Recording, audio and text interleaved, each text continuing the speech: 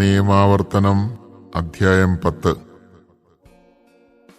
കർത്താവ് എന്നോട് അരുളിച്ചെയ്തു, ആദ്യത്തേതുപോലെ 2 കൽപ്പലകകൾ വെട്ടിയെടുത്തുകൊണ്ട് മലയുടെ മുകളിൽ എൻ്റെ അടുത്ത് വരിക. മരം കൊണ്ട് ഒരു പേടകവും ഉണ്ടാക്കുക. നീ ഉടച്ചു കളഞ്ഞ ആദ്യത്തെ പലകകളിലുണ്ടായിരുന്ന വാക്കുകൾ ഞാൻ അവയിൽ എഴുതും. നീ അവ ആ പേടകത്തിൽ വയ്ക്കണം. അതനുസരിച്ച് കരുവേല മരം കൊണ്ട് ഞാനൊരു പേടകമുണ്ടാക്കി മുൻപിലത്തേതുപോലെയുള്ള 2 കൽപ്പലകകളും വെട്ടിയെടുത്തുകൊണ്ട് മലമുകളിലേക്ക് പോയി.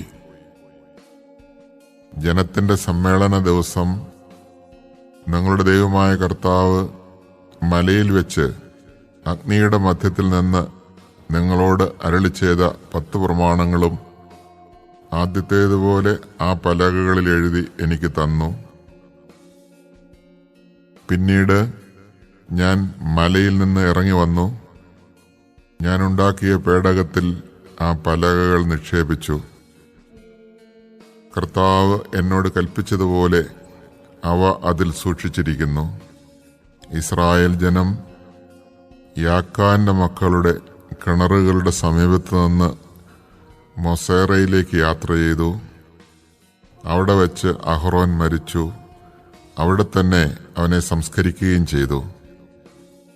അവന് പകരം മകൻ എലയാസർ പുരോഹിത ശുശ്രൂഷ ഏറ്റെടുത്തു. അവിടെ നിന്ന് അവർ ഗുദ്ഗോദായിലേക്കും ഗുദ്ഗോദായിൽ നിന്ന് അരുവികളുടെ നാടായ യോത്ബാത്തായിലേക്കും യാത്ര ചെയ്തു. അക്കാലത്ത് കർത്താവിന്റെ ഉടമ്പടിയുടെ പേടകം വഹിക്കാനും അവിടുത്തെ സന്നിധിയിൽ അവിടുത്തേക്ക് ശുശ്രൂഷ ചെയ്യാനും അവിടുത്തെ നാമത്തിൽ അനുഗ്രഹിക്കാനുമായി ലേവിയുടെ ഗോത്രത്തെ കർത്താവ് വേർതിരിച്ചു. ഇവയാണ് ഇന്നോളം അവരുടെ കടമകൾ. അതിനാൽ ലേവ്യർക്ക് തങ്ങളുടെ സഹോദരരോടൊത്ത് ഒരോഹരിയും അവകാശവും ഇല്ല. നിന്റെ ദൈവമായ കർത്താവ് അരുളിച്ചെയ്തതുപോലെ അവിടുന്നാണ് അവരുടെ അവകാശം. ആദ്യത്തേതുപോലെ 40 രാവും പകലും ഞാൻ മലയിൽ താമസിച്ചു. ആ പ്രാവശ്യവും കർത്താവ് എൻ്റെ പ്രാർത്ഥന കേട്ടു. അവിടുന്ന് നിങ്ങളെ നശിപ്പിക്കുകയില്ലെന്ന് തീരുമാനിച്ചു. കർത്താവ് എന്നോട് അരുളിച്ചെയ്തു, ഞാൻ അവർക്ക് കൊടുക്കാമെന്ന് അവരുടെ പിതാക്കന്മാരോട് ശപഥം ചെയ്തിട്ടുള്ള ദേശം അവർ പോയി കരസ്ഥമാക്കേണ്ടതിന് നീ എഴുന്നേറ്റ് അവരെ നയിക്കുക.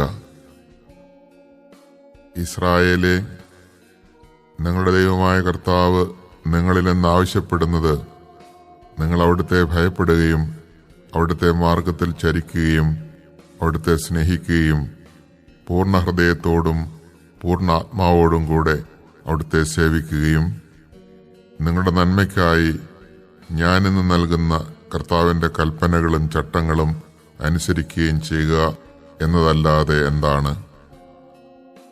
ആകാശവും ആകാശങ്ങളുടെ ആകാശവും ഭൂമിയും അവയിലുള്ള സമസ്തവും നിന്റെ ദൈവമായ കർത്താവിൻ്റെതാണ്. എങ്കിലും കർത്താവ് നിങ്ങളുടെ പിതാക്കന്മാരിൽ സംപ്രീതനായി അവരെ സ്നേഹിക്കുകയും അവർക്ക് ശേഷം അവരുടെ സന്തതികളായ നിങ്ങളെ ഇന്നും നിങ്ങളായിരിക്കുന്നതുപോലെ മറ്റെല്ലാ ജനതകൾക്കും ഉപരിയായി തിരഞ്ഞെടുക്കുകയും ചെയ്തു. ആകയാൽ ഹൃദയം തുറക്കുവിൻ, ഇനിമേൽ ദുശാഠ്യക്കാരായിരിക്കരുത്. എന്തെന്നാൽ നിങ്ങളുടെ ദൈവമായ കർത്താവ് ദൈവങ്ങളുടെ ദൈവവും നാഥന്മാരുടെ നാഥനും മഹാനും ശക്തനും ഭീതിതനുമായ ദൈവവും മുഖം നോക്കാത്തവനും കൈക്കൂലി വാങ്ങാത്തവനും ആണ്. അവിടുന്ന് അനാഥർക്കും വിധവകൾക്കും നീതി നടത്തിക്കൊടുക്കുന്നു. ഭക്ഷണവും വസ്ത്രവും നൽകി പരദേശിയെ സ്നേഹിക്കുകയും ചെയ്യുന്നു. അതിനാൽ പരദേശിയെ സ്നേഹിക്കുക. ഈജിപ്തിൽ നിങ്ങൾ പരദേശികളായിരുന്നല്ലോ. നിങ്ങളുടെ ദൈവമായ കർത്താവിനെ ഭയപ്പെടണം. നിങ്ങൾ അവിടുത്തെ സ്നേഹിക്കുകയും അവിടുത്തോട് ചേർന്ന് നിൽക്കുകയും അവിടുത്തെ നാമത്തിൽ മാത്രം സത്യം ചെയ്യുകയും വേണം. അവിടുന്നാണ് നിങ്ങളുടെ അഭിമാനം. നിങ്ങളുടെ കണ്ണുകൾ കണ്ടിട്ടുള്ള മഹത്വം ഭയങ്കരവുമായ ഈ പ്രവൃത്തികൾ നിങ്ങൾക്ക് വേണ്ടി ചെയ്ത നിങ്ങളുടെ ദൈവമാണ് അവിടുന്ന്. നിങ്ങളുടെ പിതാക്കന്മാർ 70 പേരാണ് ഈജിപ്തിലേക്ക് പോയത്. എന്നാൽ ഇപ്പോൾ നിങ്ങളുടെ ദൈവമായ കർത്താവ് നിങ്ങളെ ആകാശത്തിലെ നക്ഷത്രങ്ങൾ കണക്കെ അസംഖ്യമായി വർദ്ധിപ്പിച്ചിരിക്കുന്നു.